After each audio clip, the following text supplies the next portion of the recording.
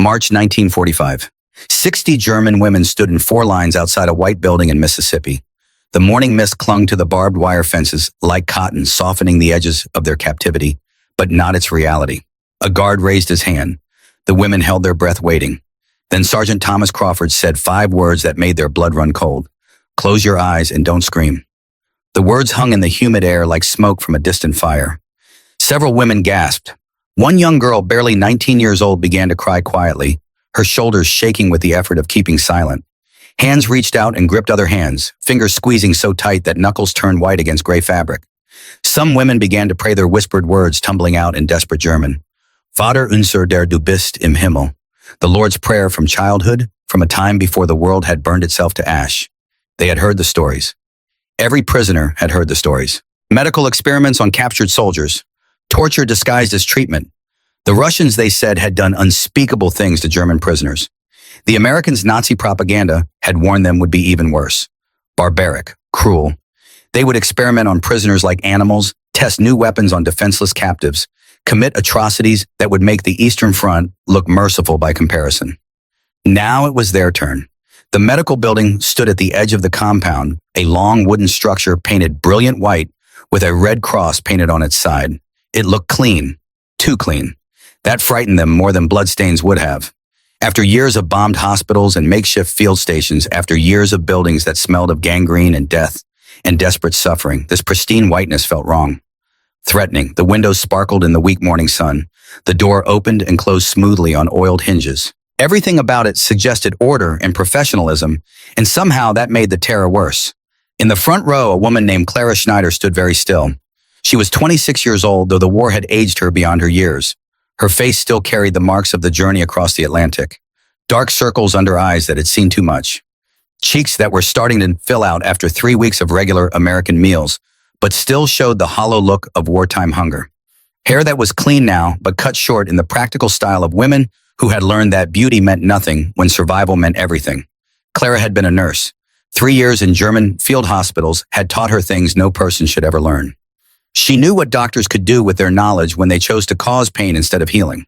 She knew the sound a 17-year-old boy made when his leg was amputated without enough anesthetic. She knew the smell of infection spreading through tissue, killing a young soldier inch by inch, because there were no more antibiotics left in all of Germany. She knew how it felt to hold someone's hand as they died to be the last human comfort they would ever know. She thought she had seen the worst that war could offer.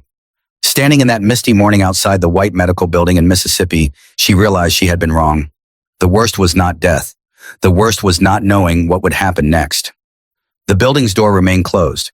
Behind it, 3 American doctors waited. Clara could not see them, but she imagined them preparing instruments, laying out whatever tools they would use for whatever they planned to do. Her mind conjured images from the propaganda films she had been forced to watch. Americans as monsters in white coats. Americans as torturers who smiled while they worked. Americans as everything evil the Reich had fought against. A bird sang in one of the pine trees that surrounded the camp. Somewhere in the distance, a truck engine rumbled to life. These ordinary sounds made the moment feel surreal, as if the world could not possibly continue its normal business while something terrible was about to happen. How could birds sing? How could engines turn over? How could the sun continue to rise when they were about to face horror? Clara forced herself to breathe slowly. She had learned this technique during her nursing training back when she was 19, and full of idealism about helping people and saving lives. That seemed like another lifetime now, another world entirely. The Clara who had walked into nursing school in Hamburg in 1938 would not have recognized the woman standing in this prison camp in Mississippi in 1945. She thought about Hamburg, about the last time she had worked in a hospital there in the winter of 1940. The building had been hit by bombs twice already. Half the roof was gone. They performed surgeries by candlelight when the generators failed, which was often. They had run out of morphine months earlier. Soldiers bit down on leather straps while doctors cut into their flesh. Some died from the shock of pain before the surgery could save them. One boy in particular haunted her memory. He could not have been older than 17, though his paper said 18. Everyone lied about ages by then. He had been shot through the stomach, the bullet tearing through organs and leaving infection in its wake. Without antibiotics, death was certain. It was just a matter of time and suffering. Clara had held his hand for 6 hours as he died. He had cried for his mother. He had asked Clara to tell his family he had been brave. She had promised she would know, and she had no way to find them, no way to deliver such a message in the chaos of collapsing Germany. When he finally died, she had felt something inside herself die too. Some small part of her that still believed in the possibility of good things in the world. Now standing outside this white building, she wondered if that was what awaited them. Not the quick death of a bullet, but the slow death of medical torture. Pain without purpose. Suffering without end. The minutes crawled past like wounded things. The sun climbed higher in the sky, burning off the morning mist. The pine trees stopped dripping moisture. The barbed wire fences became clear and sharp again, no longer softened by fog. Guard towers loomed at the corners of the camp, and Clara could see the silhouettes of American soldiers watching through binoculars, observing, recording, waiting. Her hands had clenched into fists without her realizing it, fingernails digging into her palms hard enough to leave marks. She forced herself to relax them, to shake out the tension, to remember her training. A nurse should be calm in crisis. A nurse should be professional even in fear. The habits of her former life tried to assert themselves, but they felt hollow now, like following the rules of a game that no longer existed. Next to her stood Maria Weber, 30 years old, a secretary from Munich. Maria had a practical mind and a calm demeanor that the other women found reassuring. She worked as a typist for a Wehrmacht supply office before her capture, spending her days documenting shipments of ammunition and food rations that grew smaller with every passing month. She had seen the numbers that told the real story of the war, the story that propaganda concealed. Germany was losing. Germany had been losing for a long time. Behind Clara, a young woman named Ingrid Koch trembled visibly. At 19, she was the youngest among them. She had operated radio equipment at a listening station in France, copying down Allied communications in her neat handwriting. The work had seemed important at the time, part of the Great Struggle. Now it felt pointless. Everything felt pointless. An older woman named Christina Muller stood in the back row, her face set in hard lines. At 42, she had worked as a clerk in military intelligence. She had seen classified reports, had typed up documents marked secret and urgent. She knew more than most about what Germany had done, about the camps and the killings and the systematic cruelty. But she had also believed in the mission, believed that Germany was fighting for its survival against enemies who wanted to destroy it utterly.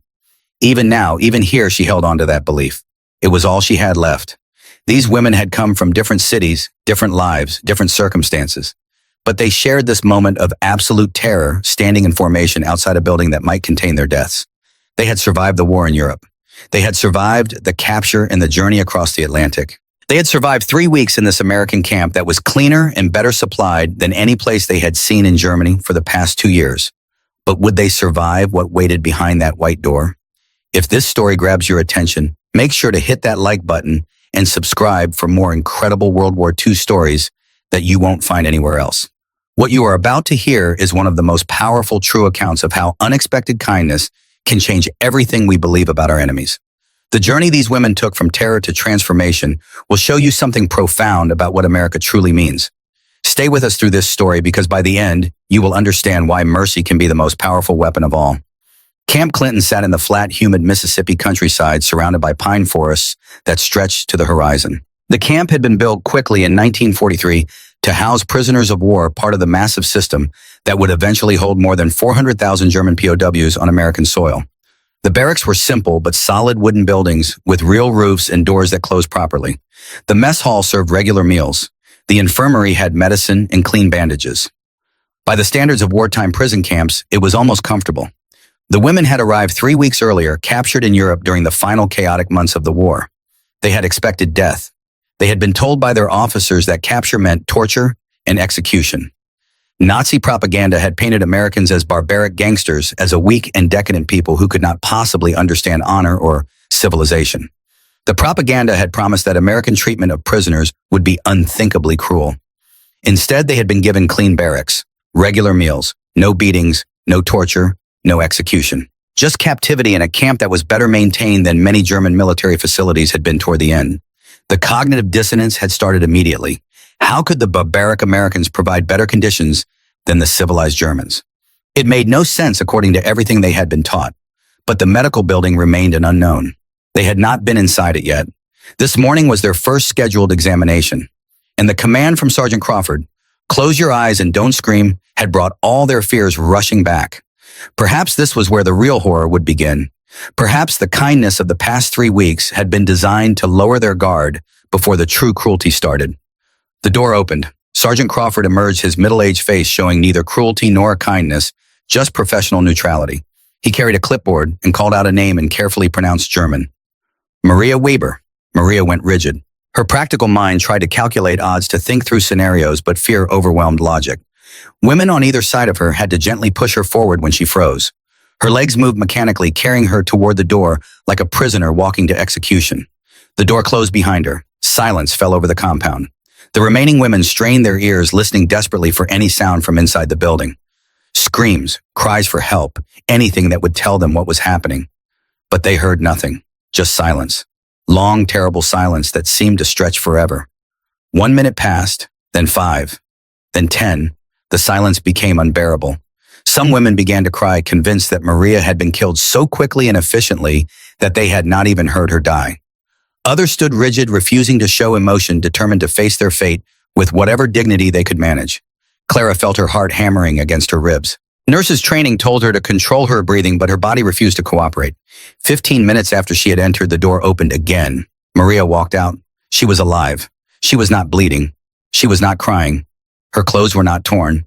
There were no visible marks on her body. Her face showed an expression that the other women could not immediately identify because it was so unexpected.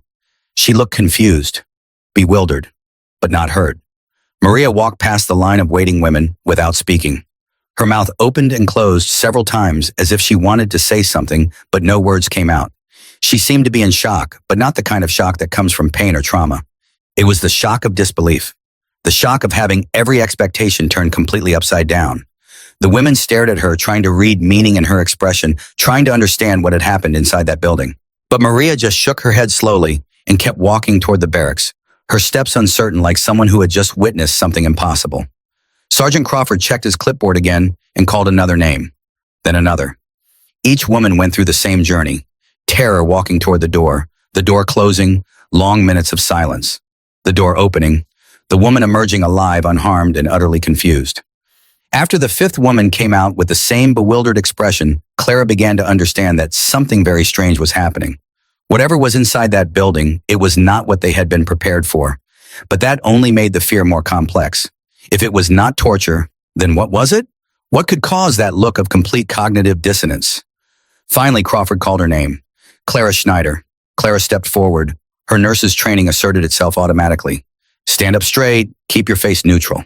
Do not show fear, even when you feel it coursing through every nerve. She walked toward the white door with measured steps, refusing to let her legs betray her terror. She glanced back once at the remaining women. Their faces were tight with fear and questions. Then she stepped inside and the door closed behind her with a soft click. The interior of the medical building was unlike anything Clara had seen in years. The floors were clean, actually clean, not just swept, but washed and polished until they gleamed. The walls were painted white and showed no signs of blood or dirt or the brown stains that came from years of desperate medical work. Bright electric lights hung from the ceiling, powered by a generator that hummed quietly somewhere in the building. After years of bombed hospitals and candlelit operating rooms, the brightness was almost painful. The room contained 3 examination tables with clean white sheets. Metal cabinets lined one wall, their doors closed, hiding their contents. A desk sat in one corner with neat stacks of papers and files. Everything was organized. Everything was in its place. For a prison camp medical facility, it looked impossibly professional. 3 American doctors stood waiting. The oldest one, a man in his 50s with gray hair and gentle eyes, stepped forward. He spoke in English, and Sergeant Crawford, who had followed Clara inside, translated into German.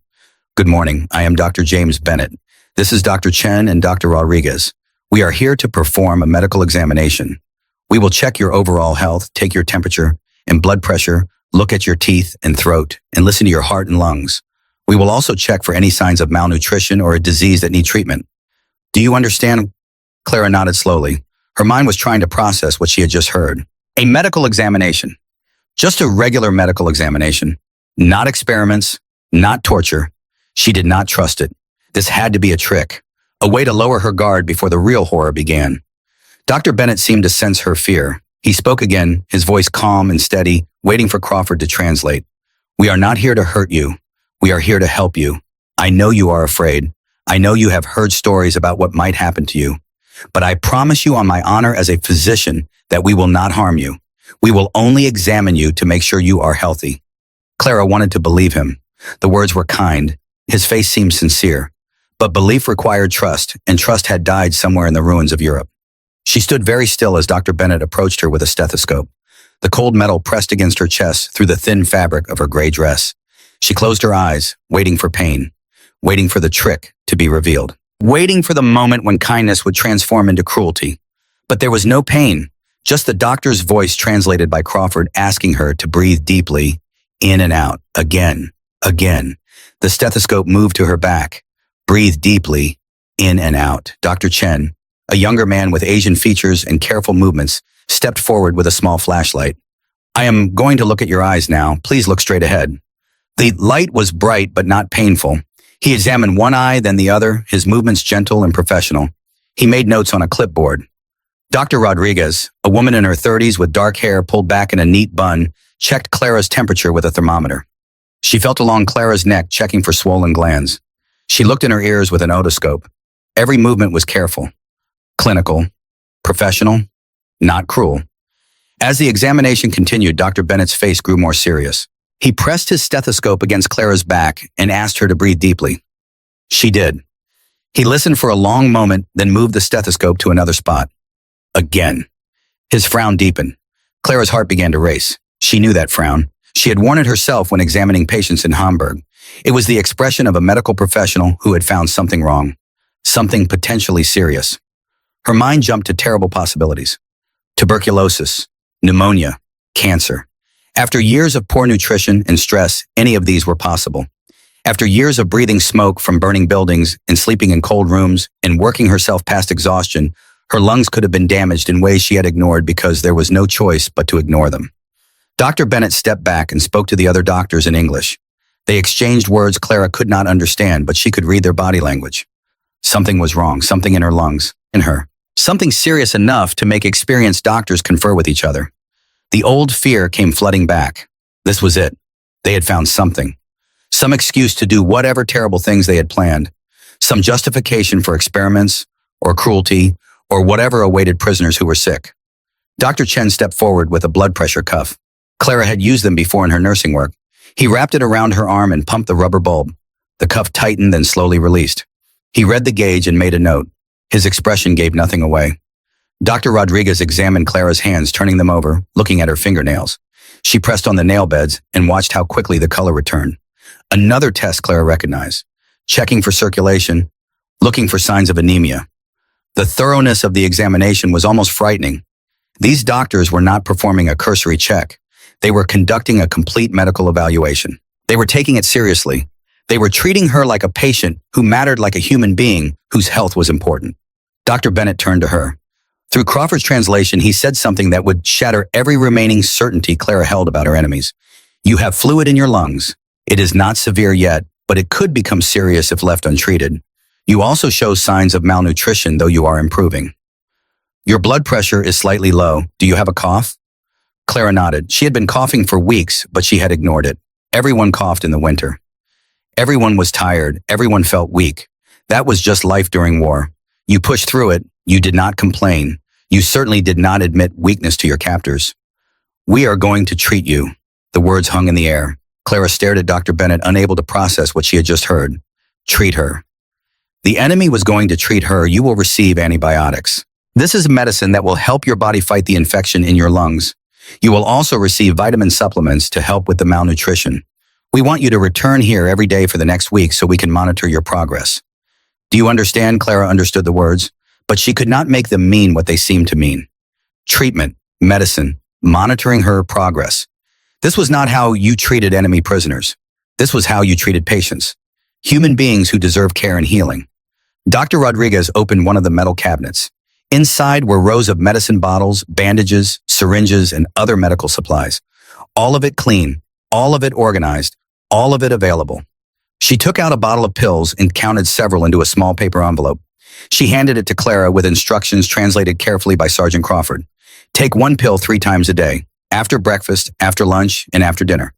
Do not skip any doses. The medicine will make you feel better, but you must take all of it even after you start feeling better. If you stop too soon, the infection can come back stronger. Do you understand? Clara took the envelope. Her hands shook, not from fear this time, but from shock. She looked down at the pills through the paper. Real medicine, antibiotics. In Germany, such medicine had become rarer than gold by the end of the war. Soldiers died from infections that could have been cured with a few pills. Children died from diseases that medicine could have prevented. And here the enemy was giving it to her. A prisoner, a German, someone who had been part of the machine that tried to destroy them. You can go now, Dr. Bennett said. Send in the next woman, and please tell them not to be afraid. We are here to help, not to hurt. Clara walked out of the building in a daze. The morning mist had burned off completely. Weak sunlight filtered through the pine trees. The line of women turned to look at her, their faces tight with fear and desperate questions. She walked past them, her mind still trying to process what had just happened. Maria appeared at her elbow, the woman who had gone in first. Now Clara understood the confused look on her face. Now she understood the bewilderment. Now she knew what it felt like to have every expectation shattered so completely that you could not even form words to describe it. Maria whispered, "They examined you. They did not hurt you." Clara shook her head slowly. "No, they did not hurt me. They found an infection. In my lungs. They gave me medicine." "Medicine," Maria's voice rose in disbelief. "Real medicine, antibiotics," Clara said. She held up the paper envelope as proof. "For my lungs. They said I have fluid in my lungs and need treatment." The two women stood in silence looking at each other. Around them, more women came out of the medical building. Each one wore the same expression of shock and confusion. Each one carried something. Pills, vitamin bottles. In one case, a bottle of cough syrup. One woman had a bandage on her arm where the doctors had treated an infected cut. Clara looked down at the envelope in her hand. Inside were pills that could save her life. Pills that had been given to her by the enemy. By the Americans who were supposed to be monsters, but who had instead shown her something she could barely comprehend. Mercy. The days that followed brought a routine that felt like stepping into an alternate reality. Every morning after breakfast, women who needed medical treatment would line up outside the white building. The fear that had gripped them that first morning slowly faded, replaced by something harder to name. Not trust, not yet, but at least the certainty that they would not be tortured. Clara returned each day as instructed. Each time Dr. Bennett or one of the other physicians would examine her. They listened to her lungs with the stethoscope, moving it carefully across her back and chest. They checked her temperature with the glass thermometer, waiting patiently for it to register. They asked about her cough. Was it better or worse? The same. She watched them work with the careful attention of a trained nurse still looking for signs of deception or hidden cruelty. She found none. The doctors maintained detailed records. Each visit was documented. Temperatures were recorded in neat charts. Notes were made about the progression or regression of symptoms. This level of care was what Clara had been taught in nursing school back in Hamburg, but had rarely seen practiced in the chaos of wartime Germany. Within 3 days, Clara's cough began to improve. The pain in her chest when she breathed deeply started to fade. She had more energy. She slept better at night without waking to coughing fits. Her body was healing, perhaps for the first time in years. She could feel the difference in how she woke up in the morning. The heavy tiredness that had plagued her for months was lifting, like fog burning off in sunlight. Other women experienced similar transformations. Ingrid, the young radio operator, had been suffering from anemia that made her dizzy and weak. The doctors gave her iron supplements and made sure she received extra portions of meat and vegetables with her meals. Within 2 weeks, the dark circles under her eyes had faded. She no longer felt faint when she stood up too quickly. Color returned to her cheeks. Sophie, the typist from Berlin, had developed a painful tooth infection that kept her awake at night. The camp dentist, an older American captain, with steady hands, in a gentle manner, extracted the bad tooth and gave her pain medication. He worked with such care, explaining each step through the translator, that Sophie cried afterward. Not from pain, but from the unexpected kindness of a man who could have been rough and careless, but chose not to be. The medical staff also conducted preventive care. They vaccinated the women against diseases common in the American South. Typhoid, tetanus, diphtheria. They provided treatment for parasites that many of the women had picked up during their journey from Europe. They conducted eye exams and provided glasses to those who needed them. They even treated minor complaints like athlete's foot and dry skin ailments that seemed trivial compared to wartime suffering, but that the Americans took seriously nonetheless. But physical healing brought psychological pain. The better the women felt, the more guilty they became. How could they be healthy when their families were suffering? How could they eat well when letters from home described hunger? How could they sleep in clean beds when their mothers and sisters lived in bombed cellars 3 weeks into their stay at Camp Clinton, just as the women were settling into the rhythm of medical appointments and regular meals? Sergeant Crawford made an announcement that would change everything.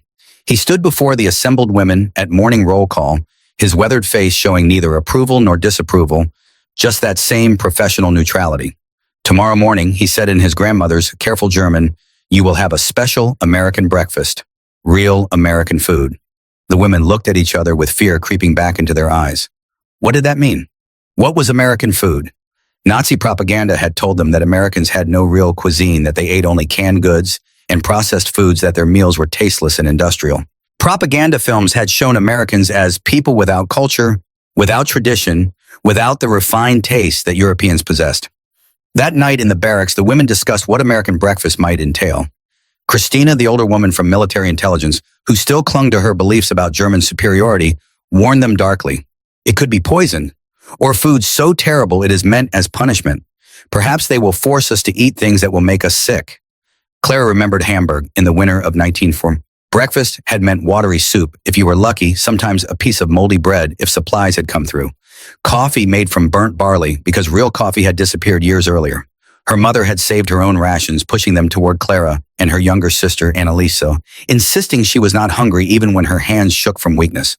The memory brought a sharp pain to Clara's chest that had nothing to do with the lung infection. Annalise, 22 years old, working in a munitions factory because all able-bodied women had been conscripted for war work.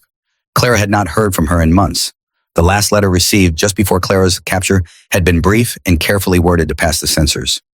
"I am well. I miss you. Mother sends her love. Come home soon." Clara wondered if Annalise was still alive, if the factory had been bombed, if she had enough to eat, if she was warm, if she thought about her older sister captured by the enemy, probably dead. The uncertainty was a constant ache. None of these German women knew that the next morning's breakfast would become the moment they remembered for the rest of their lives. The moment when everything they had been told about America would fall apart like wet paper. The mess hall the next morning looked the same as always. Long wooden tables arranged in neat rows, American flag on the wall, windows that let in the early light. But the smell that filled the room was different. It was a smell that stopped the women in their tracks as they entered. Rich, fatty, smoky, complex. It was a smell they had not encountered in years, a smell from before the war. A smell that triggered memories so powerful that several women stopped walking, their eyes going wide, their breath catching in their throats. On the tables waited plates of food that looked like they had been conjured from memory or dream. Thick-cut bacon still sizzling slightly, the strips curled at the edges. Fresh eggs fried until the whites were set, but the yolks still liquid and golden. White bread toast with real butter, not the margarine that had replaced it in Germany years ago. Coffee, real coffee, steam rising from ceramic mugs, the aroma rich and bitter and absolutely authentic. Orange juice in glass cups, the liquid bright and impossibly fresh. And small stacks of pancakes with a dark syrup that smelled of sweetness and trees. The women stood frozen, staring at the food. Clara felt her throat tighten. This was not possible. This could not be real. Germany had not seen food like this since before the war began. Even before the war, a breakfast this abundant would have been reserved for special occasions. Christmas morning, Easter Sunday, someone's wedding day. The bacon smell was almost violent in its intensity. It hit Clara like a physical force, triggering memories she had tried to bury. Sunday mornings in her grandmother's kitchen in 1938, when she was 19 and the world had not ended yet. The sizzle of pork in the pan, her grandmother humming while she cooked. The windows open to let in summer air. Everything normal. Everything safe. Everything lost. Maria stood next to Clara, staring at the bacon strips on the plate before her. The fat was translucent and golden. The edges were crispy and dark. It looked exactly like bacon was supposed to look, and that simple fact was devastating because it meant this was real. This abundance was real. America had not just enough food to feed its people, but enough to give bacon and eggs to prisoners, to enemies. No one moved. No one reached for the food. They were afraid to touch it, afraid that touching it would reveal it as illusion, or afraid that it was real and that eating it would mean accepting something too large to comprehend. Sergeant Crawford stood near the door watching. His face showed no emotion, but Clara thought she detected something in his eyes. Not pity exactly, perhaps sadness, perhaps understanding of what this moment meant. Maria was the first to move. Her practical mind overcame her fear. She reached out slowly and picked up a strip of bacon. Her fingers touched the warm meat. It was real, solid, actual food. She brought it to her mouth and bit down. Her eyes closed. Her whole body went still. Then tears started rolling down her cheeks, cutting tracks through skin, that had not seen tears from anything but grief and fear for so long that joy had become a foreign emotion. She was not crying from sadness. She was crying because the bacon tasted exactly like bacon should taste. Salt and smoke and richness and fat. It tasted like food was supposed to taste when the world was not burning. It tasted like memory and loss and everything that had been taken away. And she had forgotten. She had actually forgotten that food could taste like anything other than survival. The sound of Maria crying unlocked something in the other women. One by one, slowly, carefully, they began to eat. Ingrid picked up a piece of toast. The butter was real butter, yellow and creamy, melting slightly into the warm bread. She bit down and made a small sound, something between a gasp and a sob. In Berlin, she whispered, "We told children that butter was a myth, that it did not exist anymore, that it was just a word from before the war, like so many other words that no longer had meaning." Sophie drank the orange juice. She held the glass with both hands like it was precious, like it might disappear. She took a small sip, then a larger one, then drained the glass. Fresh orange juice, not canned, not reconstituted from powder. Fresh. She had not tasted citrus in 3 years. She had almost forgotten what it tasted like. The sweetness and acidity and brightness. She held the empty cup and stared into it as if answers might be found at the bottom. Clara looked down at her own plate, at the bacon strips lying there waiting, at the eggs with their bright yellow yolks, at the toast with butter melting into its surface, at the coffee sending up steam. She picked up the bacon with fingers that trembled. She bit down. The taste exploded in her mouth. Salt, smoke, fat, richness. It tasted like her grandmother's kitchen in 1938, when she was 19 and studying nursing, and the world was full of possibility. It tasted like Sunday mornings when her family gathered around the table, and her father read the newspaper, and her mother hummed while she cooked, and Annalise, just 12 years old, then stole extra bacon from the serving plate when she thought no one was looking. It tasted like Christmas and Easter and every good memory from before. It tasted like everything that had been lost. Clara understood something in that moment that shattered what remained of her certainty. The enemy had abundance, real, overwhelming, almost incomprehensible abundance. While Germany starved, while children died from malnutrition, while soldiers performed surgery without anesthesia because there was no medicine left, America had so much that they could give bacon and eggs and butter and coffee and orange juice to prisoners, to enemies, every single morning. The propaganda had lied, all of it. The films showing Americans as weak and decadent. The promises that Germany's discipline and organization would triumph over American chaos. The assurances that America could never match German strength. All lies. America was not weak. America was so strong that it could afford to be generous. So secure that it could afford to be kind. Around the mess hall, women ate and cried. Some cried quietly, tears running down their faces while they chewed. Others sobbed openly, shoulders shaking. A few laughed through their tears, the sound slightly hysterical, the sound of people whose understanding of the world had just been turned inside out. Christina sat at her table, staring at the food but not eating.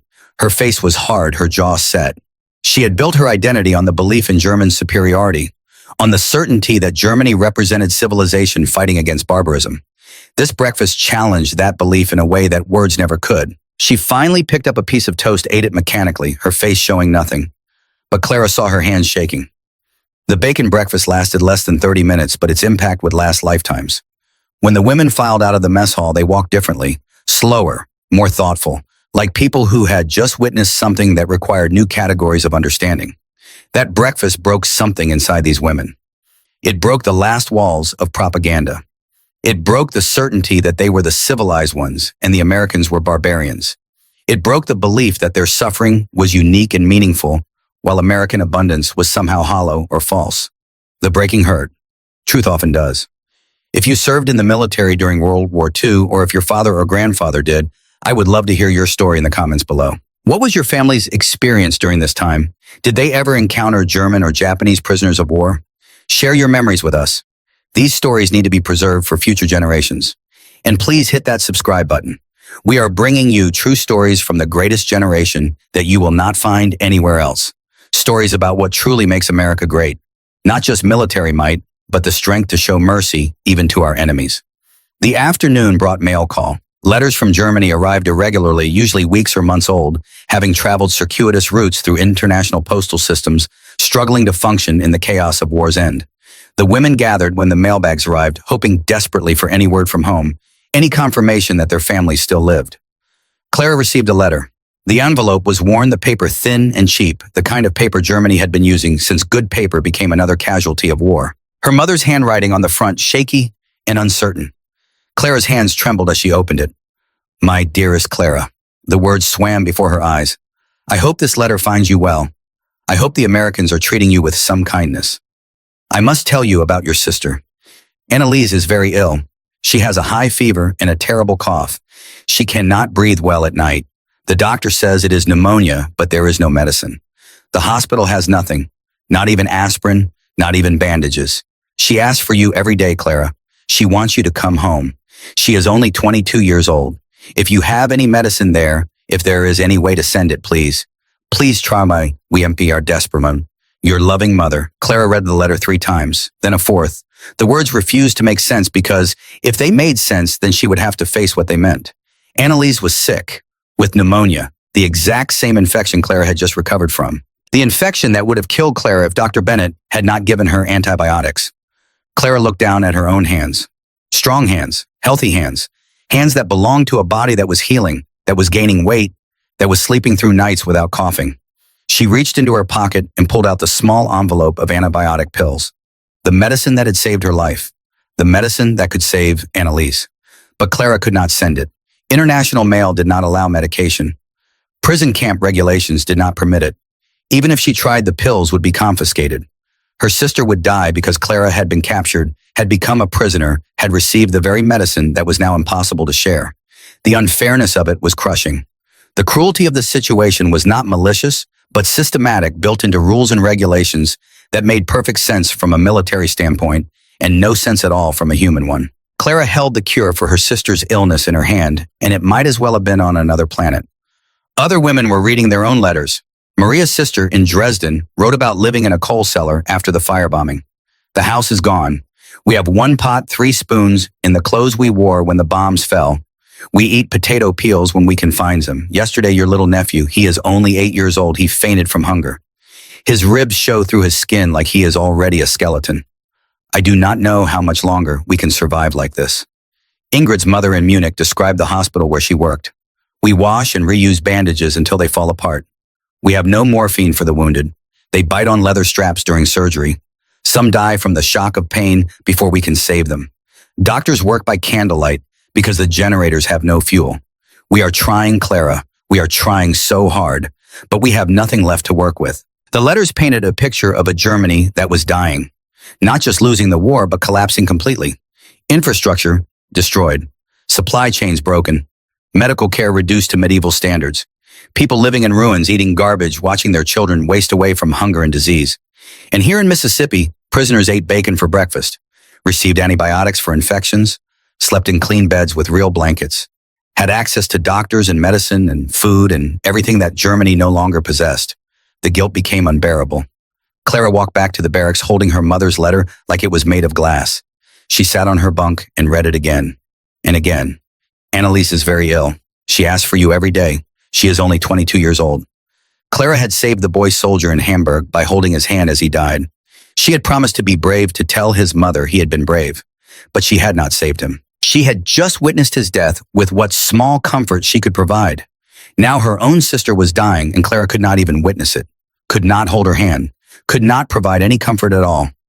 She had the medicine that could save Annalise, and it sat in her pocket useless. The next morning, Clara brought the letter to her medical appointment. She handed it to Dr. Bennett through Sergeant Crawford's translation. Can I send medicine to my sister? She asked the question, knowing the answer, but needing to ask anyway. Dr. Bennett read the letter carefully. His face showed genuine sympathy, the kind that comes from understanding the full weight of an impossible situation. He was quiet for a long moment before answering. I wish I could help you. I truly do. But there are regulations. The Geneva Conventions govern how prisoners of war must be treated. Those conventions require that we provide you with medical care. But they also have rules about what can be sent from prison camps to enemy territory. Medicine cannot be sent. If we broke these rules, we would lose the moral authority to demand that other nations follow them. He paused, choosing his words carefully. Your sister's suffering is real. I do not doubt that. But the rules we follow are designed to prevent even greater suffering. They are designed to ensure that all prisoners everywhere receive basic humane treatment. If we start making exceptions, no matter how sympathetic, the entire system collapses. Clara understood the logic.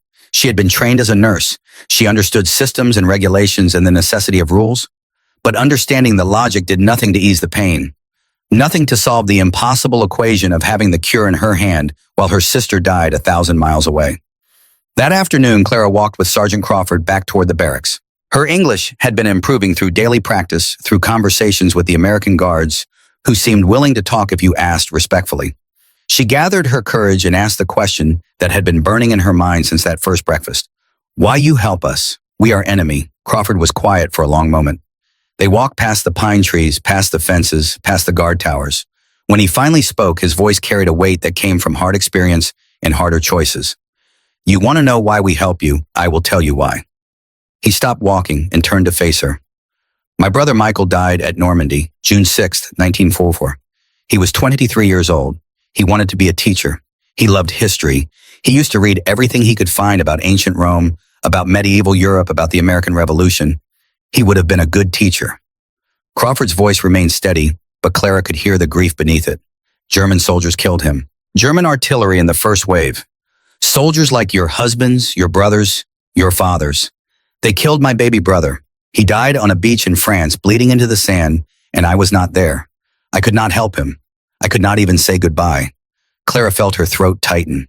She started to speak to apologize, but Crawford held up his hand. After Michael died, I could have requested combat duty. I could have gone to Europe and killed Germans. A lot of men did exactly that. Revenge, justice, whatever you want to call it. Nobody would have blamed me. But my grandmother, she came from Bremen in 1912, before the Great War, before everything went wrong. She used to tell us stories about Germany before the wars, about good people, regular people, farmers and shopkeepers and teachers, people who loved their families and worked hard and tried to live decent lives. She used to say, Tommy, do not ever let hate make you into something you are not. Crawford looked at Clara directly. So I volunteered for prison camp guard duty instead. And you know what? Every morning when I make sure you ladies get your breakfast, every time I translate for the doctors, every time I see one of you getting healthy again, I think about my grandmother, and I think she would be proud. He started walking again, and Clara walked beside him. Revenge is easy, Crawford said. Any fool can hate. Any country can be cruel. Any army can torture prisoners. But showing mercy when you have the power to destroy, that takes real strength. That is what makes America different. My son is 15 years old. I do not want him fighting another war in 20 years. So maybe, just maybe, if we treat you right now, if we show you that Americans are better than your propaganda said, then your children and my son can live in peace later. Maybe mercy now means peace later. That is what I choose to believe. Clara walked beside him in silence. She was thinking about the bacon breakfast, about the antibiotics, about Dr. Bennett's careful examinations, about Crawford's brother dying on a French beach, about the choice to show kindness to the people whose army had killed his brother. In that moment, Clara understood something that changed everything. Germany had been cruel because it was weak, desperate, afraid. Germany had tortured and killed and committed atrocities because it was fighting from a place of fear and insufficient strength. America could afford to be kind because it was strong, secure, confident. Mercy was not weakness. Mercy was the ultimate demonstration of power. Only the truly strong could choose to heal instead of hurt, to build instead of destroy, to show compassion instead of cruelty. The propaganda had taught her that strength meant domination, that power meant crushing your enemies, that victory meant making others suffer. But Crawford and Dr. Bennett, and even the bacon breakfast, were teaching her something different. That real strength meant having the power to destroy, but choosing not to. That real power meant being secure enough to be generous. That real victory meant turning enemies into something else. Maybe not friends, not yet, but at least human beings who could see each other as human. That night in the barracks, Clara wrote in a small journal she had started keeping. She wrote about the breakfast, about her sister's letter, about Crawford's brother. She wrote, I feel like I am two different people now. Part of me is still Clara Schneider from Hamburg, who wants to go home, who loves Germany, who grieves for everything we have lost. But part of me has changed. Part of me understands that we were lied to, not just about the Americans, about what strength means, about what civilization means, about what it means to be human in a world that tries to make us into monsters. The medicine in her pocket felt heavier than it should. It was saving her life, but it could not save her sister. And that truth, that impossible, unfair truth, was teaching her something about mercy that she would carry for the rest of her life. Sometimes kindness cannot solve everything. Sometimes the rules that protect many cause suffering for individuals. Sometimes you can hold the cure in your hand and still be helpless. But even then, even in that helplessness, the choice to show mercy mattered. The choice to see others as human mattered. The choice to break the cycle of cruelty mattered even when it could not fix everything, even when it came too late for some people you loved. Clara did not know if Annalise would survive. She did not know if she would ever see her family again. She did not know what would happen when the war finally ended and she returned to whatever remained of Germany. But she knew one thing with absolute certainty. She would remember this. The bacon breakfast, the antibiotics, Crawford's story, Dr. Bennett's care. She would remember that enemies had shown her mercy when her own country had none left to give. And somehow that memory would have to be enough to build something new from the ruins of everything that had been destroyed. The days after the bacon breakfast brought a tension that had not existed before. The women could no longer pretend that their captivity was simple. They could no longer tell themselves comfortable lies about American cruelty justifying their own nation's actions. The abundance they had witnessed, the medicine they had received, the kindness they had been shown, all of it created a crack in the foundation of everything they had believed. That crack became a fracture when Christina Muller finally spoke. It was evening in the barracks, that quiet time after dinner, when women gathered in small groups to talk or write letters or simply sit with their own thoughts. Christina had been mostly silent since their arrival at Camp Clinton, watching everything with hard eyes, her face revealing nothing. But that evening she stood up and her voice cut through the quiet conversations. You are all becoming traitors. The word fell like a stone into water. Conversation stopped. Women turned to look at her. Christina's face was set in lines of anger and something else. Desperation, perhaps. The look of someone watching their entire worldview crumble and fighting to hold on to the pieces. Taking enemy medicine while German civilians die, Christina continued. Her voice shook slightly but remained strong. Eating enemy bacon while German children starve. Growing fat and healthy while the fatherland burns. You laugh at breakfast. You smile at the American doctors. You are forgetting who you are. You are forgetting your duty. Some women looked down at their hands, guilt flooding through them again. Others met Christina's gaze with confusion or defiance. Clara felt her heart beating faster. She understood what Christina was doing. Christina was trying to rebuild the walls that the Americans had torn down, trying to restore the certainty that made suffering bearable. We should refuse treatment, Christina said. Show loyalty to the Reich. Show that we are still German, still faithful, still willing to sacrifice. Our people are dying. We should die too, if that is what honor demands. The words hung in the air. Clara found herself standing before she realized she was going to speak. Her voice came out steadier than she expected. Which Germany are we supposed to be loyal to? Christina turned to her sharply. What? Clara took a breath. Which Germany? The Germany that promised to protect us and left us to die. The Germany that told us Americans would torture us, but Americans are the ones keeping us alive. The Germany that said we were fighting for civilization, but our own people have no medicine, while prisoners get antibiotics. You sound like Allied propaganda, Christina shot back. Or maybe Clara said quietly the propaganda was what we heard back home. Maybe we were lied to about more than just the Americans. Maybe we were lied to about everything. The silence that followed was heavy. Clara could feel eyes on her women processing what she had said, weighing it against their own experiences, their own observations. She pressed on. I was a nurse. I took an oath to heal people. In Germany, toward the end, there was no healing, only suffering, only death. I watched boys die from infections that medicine could have cured, but we had no medicine. I watched doctors perform surgery without anesthesia because we had nothing left. Her voice broke slightly. Here, enemy doctors give me antibiotics. They monitor my progress. They treat me with more care than German military hospitals gave to our own soldiers. Our own country had nothing. These enemies have everything. What does that tell us about who we were serving? Christina's face had gone white. That is not true. Germany was strong. Germany was fighting against overwhelming odds. The betrayal came from within, from those who lost faith. Clara shook her head. I have a letter from my mother. My sister is dying from pneumonia. The same infection I just recovered from. I have the medicine that could save her, and I cannot send it. My sister will die while I live.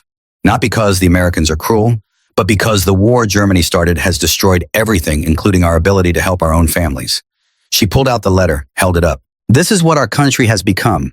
People living in cellars, children starving, doctors with no medicine. And you want us to refuse treatment here? To die for what? For a Reich that already fell, for leaders who fled while cities burned, for a Germany that no longer exists. Christina's hands were shaking. You are wrong. You are all wrong. Germany will rise again. We will rebuild. We will remember who stood firm and who betrayed us. But her voice lacked conviction. Even she could hear the desperation in her own words. 3 other women who had been nodding along with Christina's earlier speech now looked uncertain. One of the other women who had worked in the propaganda ministry spoke up quietly. My daughter wrote that they are burning furniture to stay warm, breaking apart tables and chairs because there is no coal, no wood, nothing. She is 7 years old. She asked me why the Fuhrer promised we would win, but we are losing everything. What do I tell her when I go home? That we should have kept fighting, that she should be proud.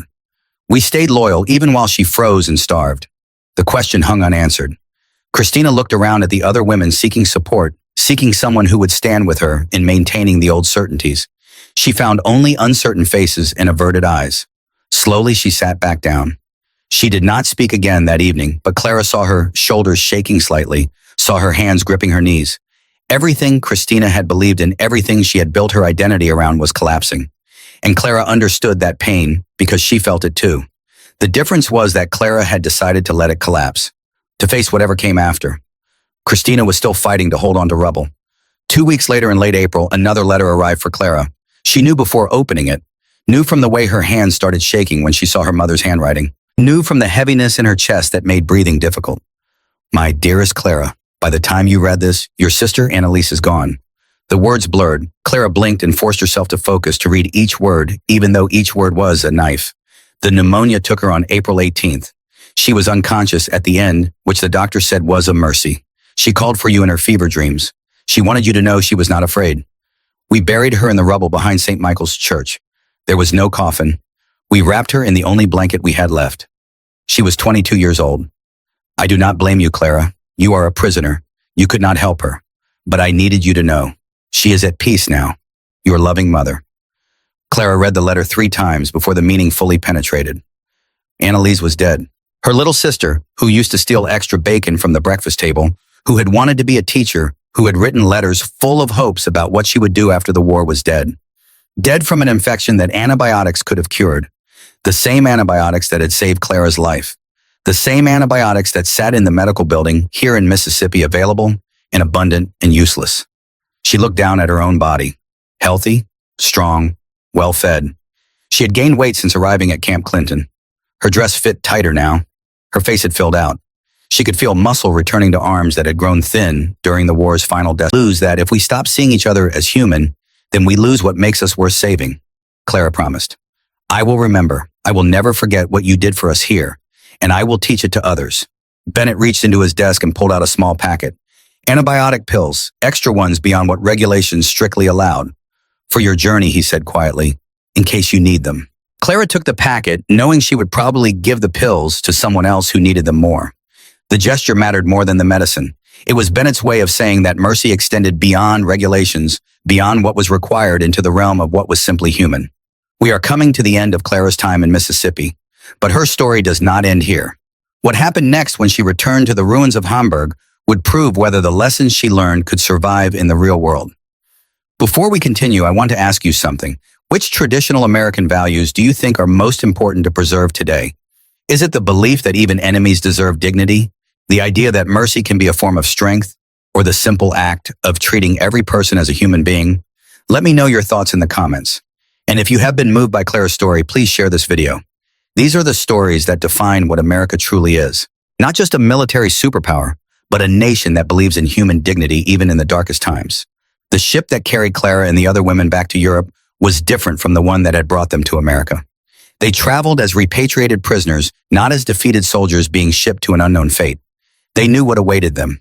Devastation, hunger, the massive task of rebuilding. But they also carried something unexpected. They carried memories of how enemies had treated them with kindness. They carried knowledge that even in war, humanity could survive. They carried understanding that mercy could be a form of strength rather than weakness. These were lessons that Germany would desperately need in the years to come. Clara stood on the deck as the ship approached the German coast, the same coast she had left 10 months earlier. But she was not the same person who had departed. That person had been shaped entirely by Nazi propaganda and wartime fear. This person had been transformed by unexpected kindness from unexpected sources. The ship docked at Bremerhaven. The port was damaged but functional, cleared of debris by Allied occupation forces. The women disembarked slowly, uncertain, afraid of what they would find. The train journey to Hamburg took twice as long as it should have because the railways were damaged, because bridges were down, because everything that had made Germany function had been broken. Hamburg was unrecognizable. Clara had seen photographs, had read descriptions and letters, but nothing prepared her for the reality. Entire neighborhoods reduced to rubble. Buildings that had stood for centuries now just piles of brick and shattered stone. Streets cleared just enough for single-file walking. People thin and hollow-eyed, moving slowly like ghosts through the ruins of their own city. Clara found her mother living in the cellar of what had been their house. The house itself was gone collapse during a bombing raid 2 years earlier. The cellar had one-room walls of bare concrete, no electricity, no heat except what could be generated by burning whatever wood they could find. Her mother had aged 10 years, thin to the point of frailty, hands that shook with weakness, but alive. She stood when Clara climbed down the crude stairs and they held each other without speaking. Some things were too large for words. Eventually her mother spoke. Anneliese is gone. Your brother Friedrich is still missing, presumed dead. Your father we buried in 1943. But you are here. You survived. The reunion was joy and grief tangled together until they could not be separated. Clara told her mother about Camp Clinton, about the medical care, about the bacon breakfast, about everything. Her mother listened with an expression Clara could not read. Confusion, perhaps, or simply exhaustion, too deep to process new information. That first evening, Clara noticed her mother favoring her right hand. She asked to see it. Her mother resisted, but Clara insisted, using her nurse's authority. The hand had an infected cut, minor but neglected. Without treatment, it could become serious, could lead to blood poisoning. In the chaos of post-war, Hamburg people died from infected cuts all the time. Clara boiled water carefully using precious fuel. She cleaned the wound properly the way Dr. Bennett and Dr. Rodriguez had taught her. She bandaged it with strips of clean cloth, changing the dressing daily. She watched for signs of infection, monitoring it with the same careful attention the American doctors had shown monitoring her lung infection. Where did you learn this? Her mother asked, watching Clara work with professional efficiency. From American doctors, in the prison camp. Her mother looked confused, but they were the enemy. Yes, Clara said quietly, they were. And they taught me what medicine is supposed to be. Within a week, Clara had found work at a makeshift hospital operating out of a damaged school building. The hospital had minimal supplies, no electricity, barely functioning water. But they had patients more than they could help. People injured in the bombings. People sick from malnutrition and exposure. Children with diseases that medicine could prevent, but they had no medicine. Clara brought something the other nurses did not have. Standards, techniques, an understanding of how medicine should be practiced even when you had almost nothing to work with. She insisted on washing hands between patients even when water was scarce. She kept careful records even when paper was precious. She treated every patient with the same dignity and care, regardless of who they were or what they had done during the war. The other nurses noticed. One asked, "Where did you learn to work like this?" "From the enemy," Clara said. "They taught me what we forgot." The real test came 3 weeks after her return. A man was brought to the hospital wounded and feverish. Someone recognized him. A former Nazi official, one who had been responsible for labor conscriptions, for sending people to work camps, for enforcing policies that had caused suffering and death. The other hospital staff wanted to turn him away. "Let him suffer like he made others suffer," one nurse said. "He deserves to die." Clara looked at the man.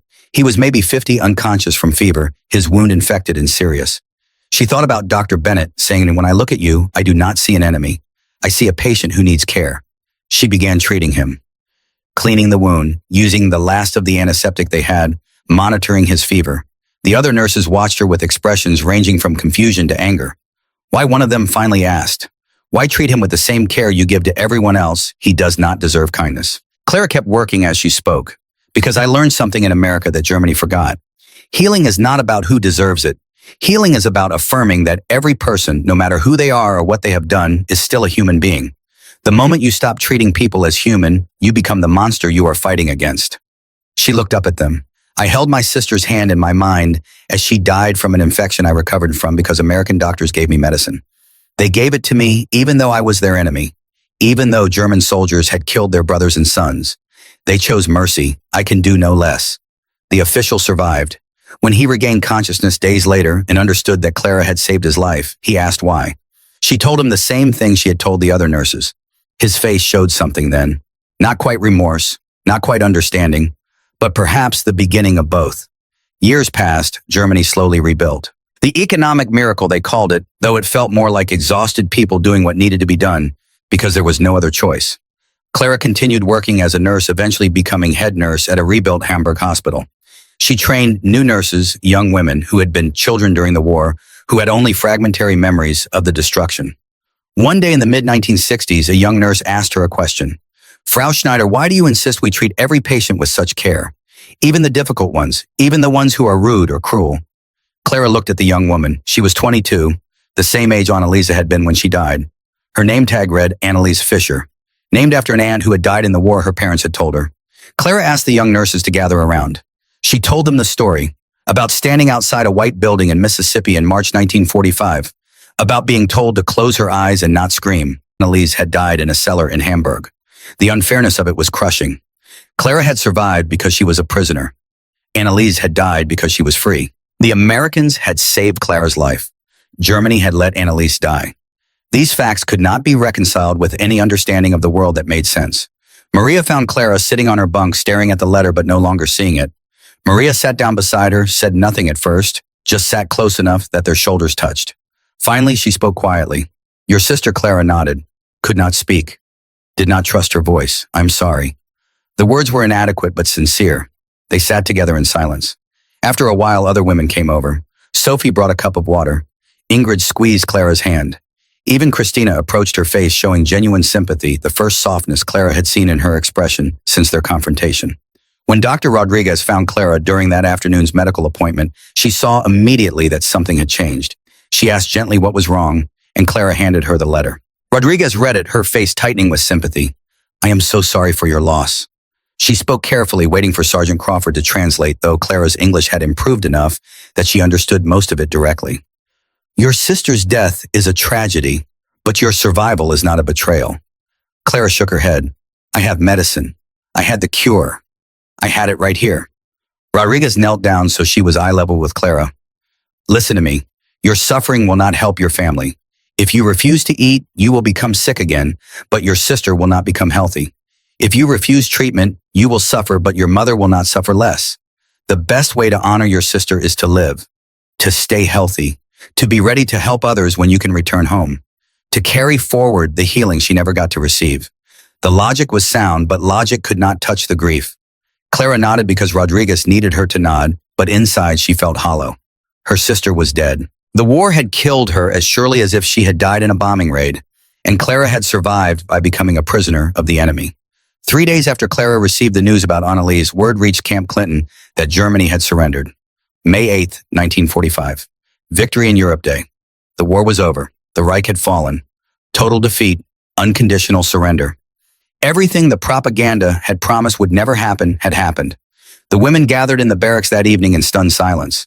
They had known Germany was losing. The letters from home had made that clear. But knowing and accepting are different things. The final confirmation that everything they had fought for, worked for, believed in had ended not in glorious victory, but in absolute defeat was almost too large to comprehend. Some women cried, some sat in numb silence. Some actually laughed, a slightly hysterical sound that came from emotional overload. The war was over. They had survived. But what had they survived for? What remained? Christina broke down completely. It was all for nothing, she said through tears. Every sacrifice, every hardship, every person who died, all of it for nothing. Clara found herself sitting beside Christina, putting an arm around the older woman's shoulders. Perhaps not for nothing. Perhaps we learned something here that Germany needed to learn. What Christina's voice was bitter. That we were wrong about everything. That strength is not about crushing your enemies. That real power means choosing mercy when you could choose cruelty. That the side with more bacon and eggs and antibiotics, the side with so much abundance, they can afford to be kind, that side was always going to win. Christina looked at her. And what do we do with that knowledge? We carry it home, Clara said. We teach it to whoever is left. We build something new. That night, no one enforced the divisions that had existed in the barracks. Christina's small group of holdouts quietly rejoined the larger community. They had all lost the same thing. They all faced the same uncertain future. The differences that had seemed so important now seemed petty. Germany had fallen. They were prisoners in a foreign land, and eventually they would have to return home to whatever remained. The weeks after Germany's surrender brought new anxieties. In June, the camp commander announced that prisoners would be repatriated. Ships would begin taking them back to Europe by autumn. They could finally go home. The announcement brought reactions that shamed many of the women. They wanted to go home. Of course they wanted to go home. They wanted to see their families, or what remained of them. They wanted to know who had survived. They wanted to help rebuild. But underneath the longing was something else. Something they did not want to admit even to themselves. Fear. Fear of leaving the safety of Camp Clinton. Fear of returning to a country in ruins. Fear of facing starvation and cold and chaos again after months of regular meals and warm beds and medical care. They had grown used to abundance, to clean water and electric lights and doctors who had medicine. Returning to Germany meant returning to a place that had none of those things. Sophie voiced what others were thinking during one evening's quiet conversation. I want to go home, but I am afraid to leave here. The admission was shameful but honest. Several other women nodded. They had been prisoners for months, but their captivity had been easier than freedom would be. That realization was devastating. What kind of Germans were they preferring enemy imprisonment to freedom in their own country? But the feelings were real, based on legitimate fears, based on letters describing conditions that kept getting worse, not better, based on understanding that the Germany they would return to bore no resemblance to the Germany they had left. Clara wrote in her journal, "Something inside me has split in two, though not cleanly. Part of me remains Clara Schneider, the German nurse from Hamburg, who wants nothing more than to go home to whatever remains of my family. But another part has been fundamentally altered by what I have witnessed here. I have seen what peace looks like when a nation has abundance instead of scarcity, what it means to have enough food, enough medicine, enough of everything. I have seen how enemies can choose to treat each other with dignity, even when they have every reason not to. How can I return to Germany without carrying these memories? And what will I do with them when I get there?" In October, 7 months after that first terrifying morning outside the medical building, Clara was called for a final examination. Ships would be leaving within 2 weeks. Dr. Bennett wanted to ensure all the women were healthy enough for the journey home. Clara walked to the white building one last time. The building that had terrified her that first morning. The building that had become familiar through daily visits. The building where she had learned that enemies could show mercy. Dr. Bennett conducted a thorough examination, just as he had done every time before. He listened to her lungs with the stethoscope, moving it carefully across her back and chest. When he finished, he sat back and smiled. "Your lungs are completely clear. No sign of any infection. Your weight is healthy. Your blood pressure is normal. From a medical standpoint, you are in excellent health." Clara felt tears in her eyes. "Thank you for everything. You saved my life." Bennett's smile faded into something more serious. "Clara, you were a nurse in Germany. You understand medicine. You know what it means to heal people. When you return home, Germany is going to need nurses desperately. They will need people who understand not just how to treat illness, but how to treat patients with dignity and care." He paused, choosing his words carefully. "I hope you will use what you learned here. Not just the medical knowledge, but the understanding that every patient, regardless of who they are, where they come from, what they believe, deserves to be treated as a human being worthy of healing." His voice carried weight. Medicine is not just about curing disease. It is about affirming human dignity. That is what I tried to show you here. That even in war, even with enemies, that dignity must be preserved. Because if we lose that, in March 1945, about being told to close her eyes and not scream, about expecting torture and receiving healing instead, about bacon and eggs and antibiotics in Dr. Bennett's careful care. "I thought I was about to be tortured," she said. "I thought I was about to die. Instead, a doctor gave me medicine that saved my life. An enemy showed me mercy when my own country had none to give. And I learned something that day that I want you to understand." She looked at each of the young nurses. Medicine is not about curing diseases. Medicine is about affirming human dignity. Every patient you treat, whether they are kind or cruel, whether they are friend or enemy, whether they deserve your care or not, every patient is a human being. And the moment you forget that, you stop being a healer. The young nurse named Annalise asked quietly, "Did your sister, the one I was named for, did she get that kind of care?" Clara shook her head. "No, she died because Germany had nothing left. No medicine, no mercy, no humanity. She died from the same infection I recovered from. And I survived because enemies treated me better than my own country treated its citizens." She paused. "This is how your namesake lives on. Not just in memory, but in action. In every nurse who learns to see patients as human beings. In every doctor who chooses mercy over judgment. In every person who breaks the cycle of cruelty by showing kindness they were not shown. This is how we honor the dead, by being better than what killed them. In the 1970s, Clara was invited to give a lecture at a medical school in the United States. She accepted. The journey back across the Atlantic brought memories flooding back. She was in her 50s now, her hair graying her body showing the weight of years. But she was alive, healthy, still working, still teaching, still carrying forward the lessons learned in a Mississippi prison camp 3 decades earlier. She found Dr. Bennett. He was retired now, living in a small house near the hospital where he had worked. When Clara knocked on his door, he opened it and stared at her for a moment before recognition dawned. Clara Schneider. They sat in his living room and talked for hours about what had happened after the war, about the hospital work, about the nurses she had trained, about the Germany that had rebuilt itself from ruins, about whether the mercy shown in 1945 had made any difference in the world that followed. Did you remember what I taught you? Bennett asked. Every single day, Clara said, and I taught it to hundreds of others. The antibiotics cured my lungs. But what you really healed was my understanding of what it means to be human. Bennett smiled. That is what America is supposed to be, Clara. Not just military power or economic might.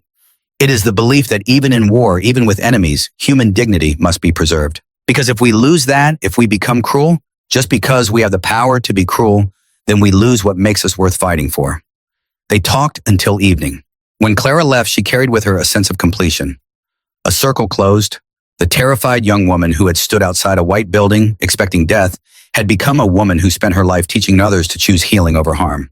The lesson had taken root, had grown, had spread. For Clara Schneider and the other German women prisoners at Camp Clinton, the command to close your eyes and not scream became the moment before a revelation. They closed their eyes, expecting the worst of humanity. They opened them to discover the best. The antibiotics healed their bodies. The food nourished them back to health. But it was the simple act of being treated with dignity, even as prisoners, even as enemies, that healed something deeper. It healed their ability to see others as human. And once you see someone as human, everything changes. That breakfast of bacon and eggs was more than just a meal. It was proof that American abundance was real, that American values were real, that mercy could be stronger than revenge. In the ruins of post-war Germany, Clara carried those lessons forward. She taught a new generation that healing is about more than curing disease. It is about affirming the worth of every human life. The greatest weapon in that war was not bombs or bullets. It was the simple act of treating prisoners with dignity, because kindness broke through hatred in a way cruelty never could. If you were moved by Clara's story, please like this video and subscribe to our channel.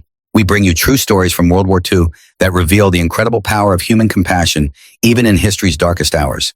Hit that notification bell so you never miss a story that reminds us what we are capable of at our best.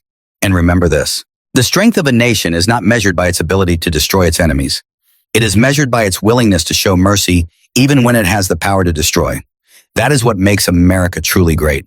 That is the lesson Clara Schneider carried from a Mississippi prison camp to the hospitals of Hamburg. That is the lesson we must never forget.